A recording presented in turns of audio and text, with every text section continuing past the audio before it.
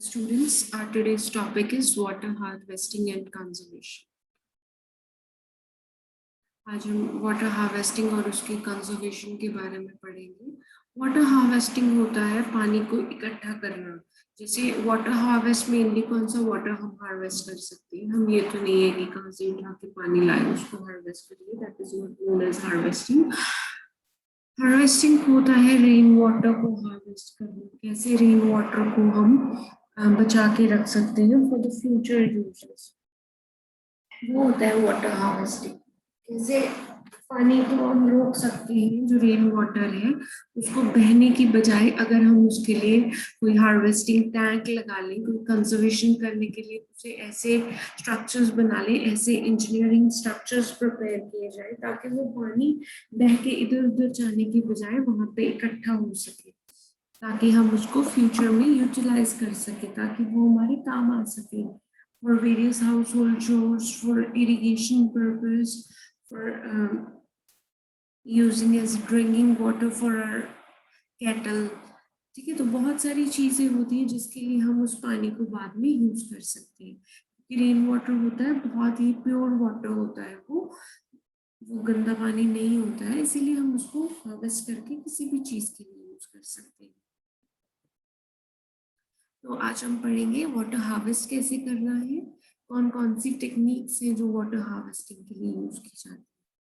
पहले मैं आपको बताऊंगी वाटर हार्वेस्टिंग और कंजर्वेशन के बारे में।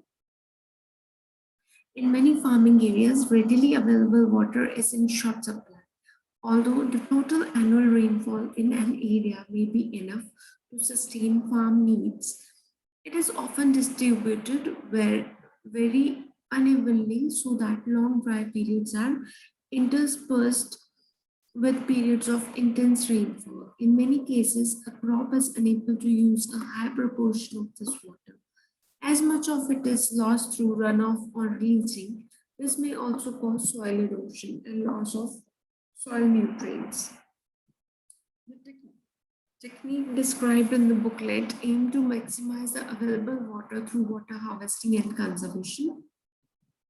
Water harvesting techniques gather water from an area termed as catchment area and channel to it to the cropping area or wherever it is required.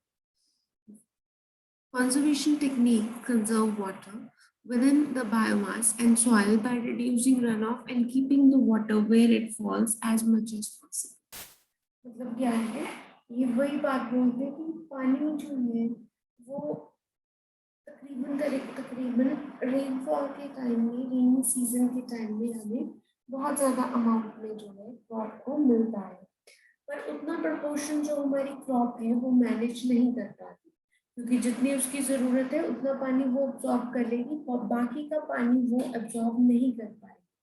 हमारी crop एक लेवल तक, एक होता है ना सैचुरेशन पॉइंट, वहीं तक वो जो है पानी को अब्सॉर्ब कर पाती है, पर जब पानी का लेवल जो है वो that goes above that saturation point, so our crop is unable to absorb that water in it.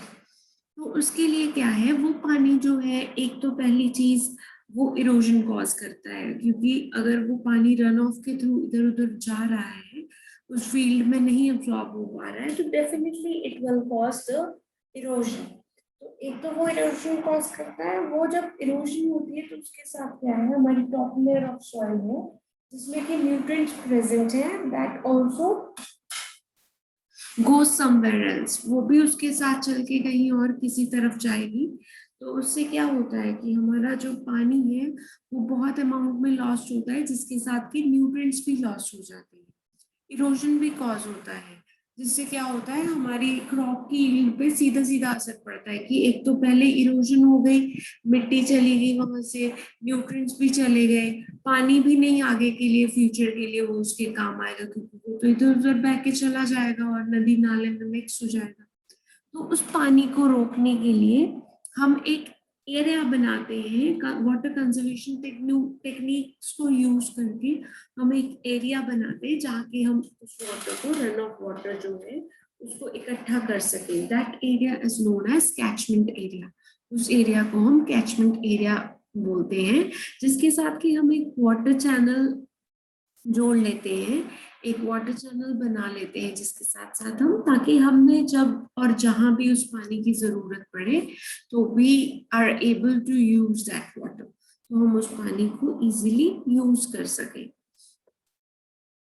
तो बहुत सारी टेक्निक्स जो है वो हम यूज करके वाटर को हार्वेस्ट करते हैं और कंजर्व करते हैं for the future use.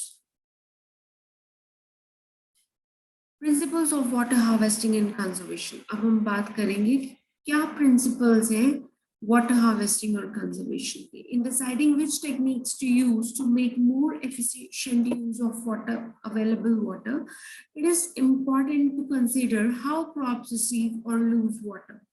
Crops receive water through rainfall, irrigation, and stored soil water.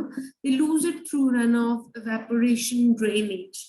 Some key principles on effective water management are, जैसे कि ये बोलते हैं कि हमें सबसे पहले ये पढ़ना जरूरी है कि हमारा पानी जो गेन और लॉस होता है पौधों के द्वारा या हमारे लैंड के द्वारा, वो कैसे होता है। जैसे कि हमारा जो पानी है रेनफॉल से पौधे एब्जॉर्ब करते हैं, ठीक है, अंडरग्राउंड जो वाटर है वो रूट्स उसकी एब्जॉर्ब करती हैं, जो हम इरिगेशन के थ्रू पानी देते हैं उसको वो एब्जॉर्ब करते हैं। ये तो हो गया गेन ऑफ वाटर। अब लॉस्ट कैसे होता है, वेपोरेशन के थ्रू लॉस्ट होता है, रन ऑफ के थ्रू लॉस्ट होता है पानी, ठीक है।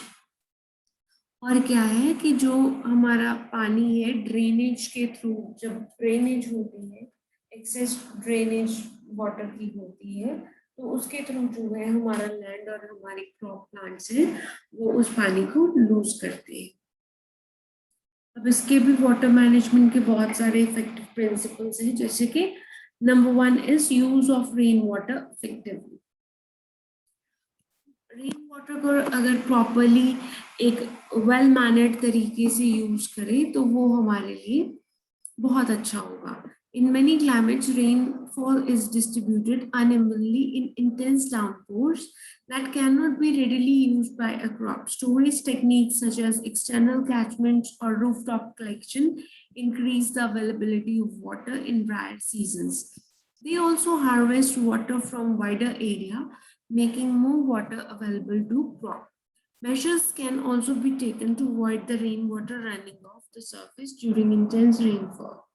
जैसे कि इन्होंने बात की कि कई जगहों में रेनफॉल या तो बहुत कम होती है, पर अगर होती है तो इतनी ज्यादा अमाउंट में होती है कि उस पानी को जो हमारे प्लांट्स है या फिर हमारी मिट्टी है वो एक टाइम पे एब्जॉर्ब नहीं कर सकती है, जिसके लिए हमें रूफटॉप या फिर कैचमेंट एरियाज बनाने पड़ते हैं ताकि हम उस इतने बहाव वाले पानी को वहां पे स्टोर कर सके, ताकि जब भी हमारे पास कोई ड्रायर सीजन आए, जब हमारे पास बारिश नहीं है, बारिश एक ऑप्शन नहीं है हमारे पास, तब हम उस कैचमेंट या रूफटॉप पे जो हमने वाटर हार्वेस्ट किया है उसको हम यूज कर सके। तो this is the use of rain water effectively, कैसे हम अच्छे तरीके से एक वेल मैनेड तरीके से अपने पानी को, रेन वाटर जो है उसको हार्वेस्ट कर सकते हैं।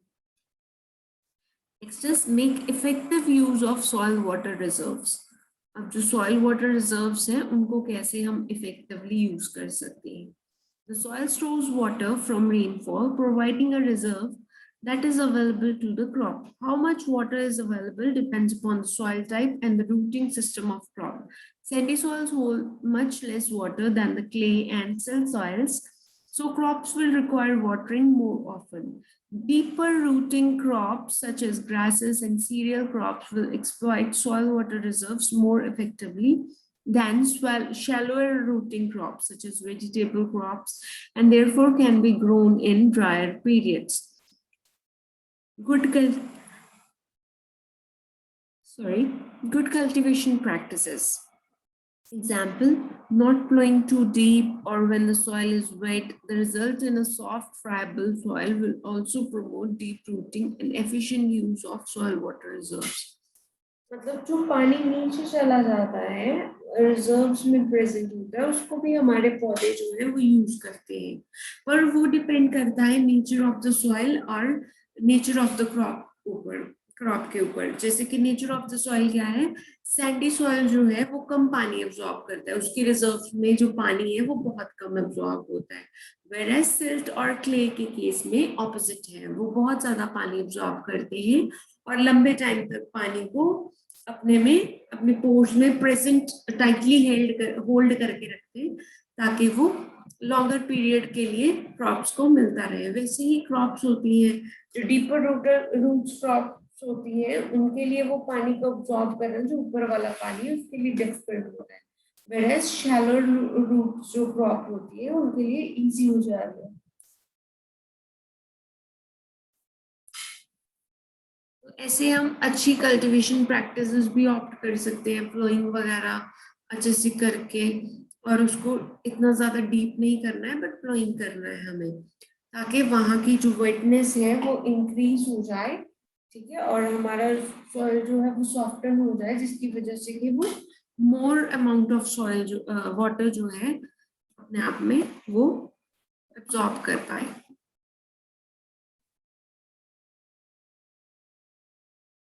Next is take measures to avoid run off. अब रन ऑफ को रोकने के लिए हमें मेजर्स, हम ऐसे तरीके अपनाने चाहिए, ऐसी थिंग्स ऑप्ट करनी चाहिए। Runoff is where water is not absorbed by the soil but runs across the surface away from where the crop can use it. Structures such as contour schemes, terracing, pits, and bunds can reduce runoff. Runoff is more likely to occur on silty or clay soils where the surface has been subjected to intense rainfall than baked in the sun to form a crust or cap. Adding mulch to break up the intensity of rainfall or adding manure compost, incorporating green manure residues will reduce the tendency of soil to form a crust. जैसे कि run of कब होता है, run of तब होता है जब मिट्टी की क्षमता खत्म हो जाती है पानी को अब्सॉर्ब करने की, और इतनी इंटेंसिटी से वाटर जो है वो गिरता है लैंड के ऊपर कि वो उसको अब्सॉर्ब नहीं कर पाती, तो वो क्या होता है, वाटर जो है रन ऑफ में चला जाता है। अगर वो लैंड या क्रॉप्स द्वारा अब्सॉर्ब नहीं होता है तो पानी इधर उधर चला जाता है। तो हम क्या है, कॉन्टूरिंग करते हैं, बंच बनाते हैं, टेरेसिंग करते हैं, ग्रास वेज लगाते हैं, ताकि हमारा जो रन ऑफ है वो रिड्यूस हो जाए। एक तरीका तो ये है।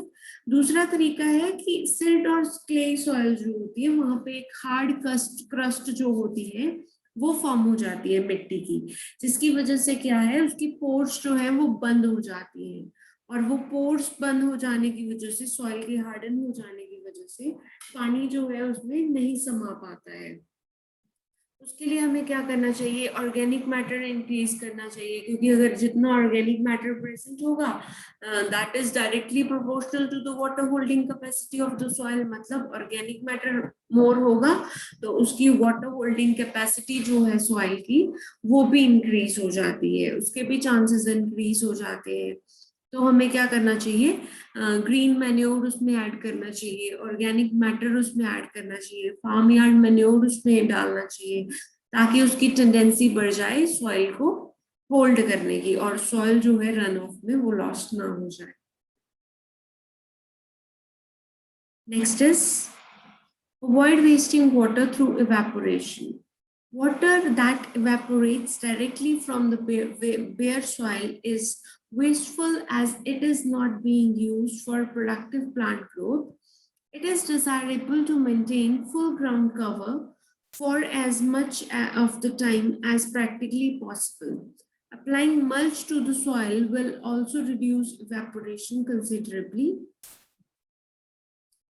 Use of drip irrigation and irrigating in the evening will also reduce the amount of water loss through evaporation. अब क्या है, पानी अगर खाली सॉइल पे गिरेगा तो वो क्या होगा, प्रोडक्टिव यूज में भी नहीं आएगा और इवेपोरेशन हो जाएगी उसकी। तो हमें क्या है, एक तो ग्राउंड कवर हमें मेंटेन रखना है, हरा भरा रखना है अपने ग्राउंड को। दूसरी चीज है, वहां पे हम मल्चिंग कर देंगे उसके ऊपर, ताकि वो मल्च जो है वो पानी को लॉन्गर पीरियड ऑफ टाइम के लिए उसमें मॉइस्चर मेंटेन रखे हमारी सॉइल में, और उस वाटर को इवेपोरेट ना होने दे, क्योंकि ऊपर से वो पानी तो नीचे होल्स में चला जाता है, ऊपर से जो मल्चिंग है वो कवर कर लेती है सॉइल को, जिसकी वजह से क्या है, हीट उस पे देर तक पहुंचेगी और उसको इवेपोरेट करके लेके नहीं जा पाएगी। तो या फिर हम ड्रिप इरिगेशन वगैरह यूज कर सकते हैं, और इवनिंग या फिर अर्ली मॉर्निंग आवर्स में इरिगेशन अगर हम करें तो भी इवेपोरेशन कम होगा, क्योंकि एब्जॉर्प्शन ज्यादा होगी, सनरेज नहीं होगी, तो क्या है, इवेपोरेशन रेट जो है वो भी डिक्रीज हो जाएगा। Next is reduce water losses through drainage. अब ड्रेनेज के जरिए से भी हम जो है वाटर लॉस को कम कर सकते हैं। When water drains out of the soil, not only is it wasted, but essential mobile nutrients such as nitrogen are also washed out. This is more of a problem on light sandy soils. Avoid adding organic matter in the form of compost, manures, or plant residues will eventually increase the amount of water a soil can retain. But this will only have an effect if it is added over a longer period of years. Most drainage occurs during the heavy rains, especially if the soil is left bare. Growing a cash or cover crop during the period reduces these losses as the roots lift water and nutrients back from the deeper to shallower soil profiles. मतलब जब drainage होती है तो उसके साथ क्या है, जो एसेंशियल मोबाइल न्यूट्रिएंट्स हैं वो भी चले जाते हैं, जैसे कि नाइट्रोजन है वो भी वॉश्ड आउट हो जाती है। तो ये ज्यादा प्रॉब्लम कहाँ है, लाइट सैंडी सॉइल्स में। क्ले या सिल्टी सॉइल्स में ये इतनी बड़ी प्रॉब्लम नहीं है, whereas it is a major problem on light sandy soils. अगर हम वहां पे ऑर्गेनिक मैटर ऐड कर दें तो क्या है, उसका टेक्सचर चेंज हो जाएगा, स्ट्रक्चर चेंज हो जाएगा, और उसकी वजह से क्या है, वाटर होल्डिंग कैपेसिटी भी बढ़ेगी, ज्यादा पानी रिटेन कर पाएगी हमारी जो सॉइल है, क्योंकि ऑर्गेनिक मैटर इंक्रीज होगा तो वाटर होल्डिंग कैपेसिटी बढ़ेगी, जिसकी वजह से ज्यादा अमाउंट ऑफ वाटर जो है हमारी सॉइल वो एब्जॉर्ब कर पाएगी, गेन कर पाएगी। पर ये तभी पॉसिबल है अगर उसको हम बहुत लंबे समय तक हर एक साल जो है वो डालते रहेंगे ऑर्गेनिक मैटर। ये नहीं है कि हमने एक ईयर डाल दिया उसके बाद डालना ऑर्गेनिक मैन्योर वहां पे बंद कर दिया तो वो वैसा ही हो जाएगा। इसीलिए हमें उसको लॉन्गर पीरियड ऑफ इयर्स तक इस जो प्रोसेस है, इस हमारी जो प्रैक्टिस है उसको कंटिन्यू रखना है। और क्या है, मोस्ट ड्रेनेज तभी होती है जब हैवी रेन्स होती है, या फिर हमारा जो सॉइल है वहां पे वेजिटेशन कवर या तो नहीं होता है या तो कम होता है, तभी वाटर में ज्यादा ड्रेनेज होती है। नहीं तो वो सॉइल जो है वेजिटेशन कवर के थ्रू एब्जॉर्ब, सॉइल में जो वेजिटेशन कवर के थ्रू वाटर जो है वो एब्जॉर्ब हो जाता है। या फिर हम वहां पे कैश या कवर क्रॉप लगा सकते हैं ताकि उस पानी को रूट्स जो है उनकी कवर क्रॉप्स की वो एब्जॉर्ब कर ले और वाटर लॉस जो है वो नहीं हो, जिसकी वजह से हमारे न्यूट्रिएंट्स भी हमारी मिट्टी में ही पड़े रहेंगे और पानी भी अवेलेबल रहेगा। Next is plan your irrigation. This is the last principle.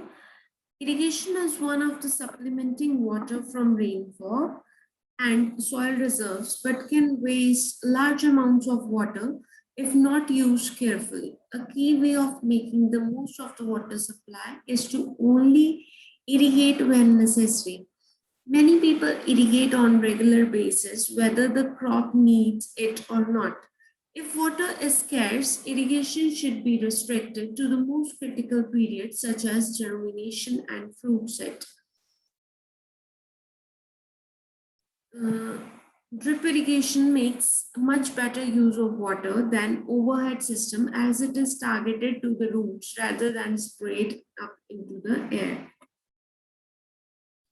ये बोलते हैं कि अगर हम अपनी इरिगेशन जो है उसको एक तरीके से एक अच्छे मैनर में प्लान करें तो उससे क्या होगा, हमारा जो पानी है वो वेस्ट नहीं होगा। जैसे कि अगर हमें पता है कि मौसम खराब है, रेनफॉल होने वाली है, तो हम इरिगेशन अवॉइड कर सकते हैं, क्योंकि हमें ये पता है कि हमें रेनफॉल से वो मॉइस्चर जो है, वो पानी जो है वो मिल जाएगा। दूसरी बात, अगर ज्यादा अमाउंट ऑफ पानी हमें उसमें छोड़ना है तो वो हमें क्या है, बेसिन्स बनाने पड़ेंगे, चेक बेसिन्स बना के फिर हम उस पानी को छोड़ेंगे, ताकि वो इधर उधर बिखर के पानी खराब ना हो, जिस फील्ड में चाहिए उसी को मिले। देन हम ये भी कर सकते हैं कि हमें, अगर हमारे पास पानी की किल्लत है तो हमें क्या करना है, स्केर्सिटी ऑफ वाटर के टाइम पे हमें ये देखना है कि पानी किस स्टेज में हमारे जो क्रॉप है उसको ज्यादा चाहिए। क्रिटिकल पीरियड क्या है उस क्रॉप का, टिलरिंग वगैरह हो गया, ठीक है, मिल्क स्टेज हो गया, जर्मिनेशन, फ्रूट सेट जैसे होता है, ऐसी जो क्रिटिकल स्टेजेस है जिनमें पानी की जरूरत है ही, उन उस टाइम पे हम अपने फील्ड को इरिगेट करें, ताकि हमारा जो पानी की किल्लत से भी हम जूझ पाएंगे, और हमें ईल्ड में भी कोई दिक्कत नहीं होगी, क्योंकि उसको क्रिटिकल पीरियड्स में अगर पानी मिल रहा है तो डेफिनेटली उसकी जो फ्रूट सेट होगा वो अच्छा ही होगा। दूसरी बात ये भी है कि अगर हम स्प्रिंकलर्स वगैरह लगाने की बजाय, अगर हम अपना जो है पानी उसको ड्रिप इरिगेशन वगैरह से यूज करें, ताकि वो सीधा रूट्स तक पानी जाए, इधर उधर गिरने की बजाय, तो वो भी एक अच्छा तरीका है पानी को मैनेज करने का। वो एक बेस्ट मेथड है टू रिड्यूस द वेस्टेज। उससे हम क्या कर सकते हैं, वेस्टेज रिड्यूस कर सकते हैं।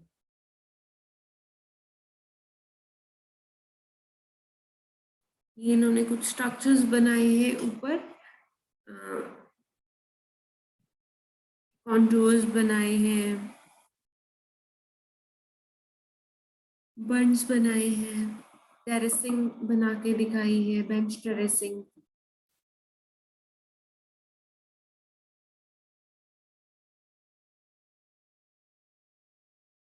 वैसे बहुत सारे मेथड्स हैं जिनसे हम के वाटर हार्वेस्ट और कंजर्व करके रख सकते हैं, ताकि हमें ना तो पानी की दिक्कत आती है उस चीज से, और दूसरी चीज क्या है, हमारा वाटर भी जो है वो वेस्ट नहीं होता है।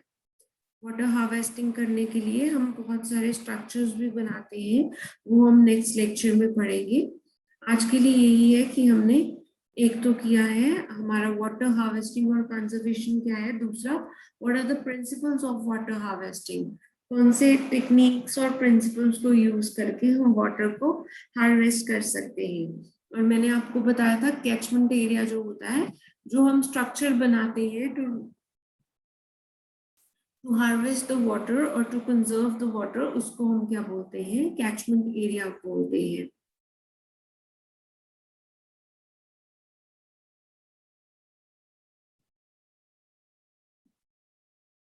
वाटर हार्वेस्टिंग जो है वो, उसको हम ये भी बोल सकते हैं collection of rainstorm generated runoff from a particular area in order to provide water for human, animal or crop use। ठीक है, किसी भी चीज के लिए हमें वाटर को कलेक्ट करना है और फिर उसको यूज कर लेना है, कैचमेंट एरिया में उसको कलेक्ट करके रखेंगे, ताकि इन फ्यूचर हम उसको यूज कर सके जब हमारे पास पानी की किल्लत है, रेनफॉल नहीं है, इरिगेशन का कोई और तरीका नहीं है, तब हम उसको यूज कर पाएंगे।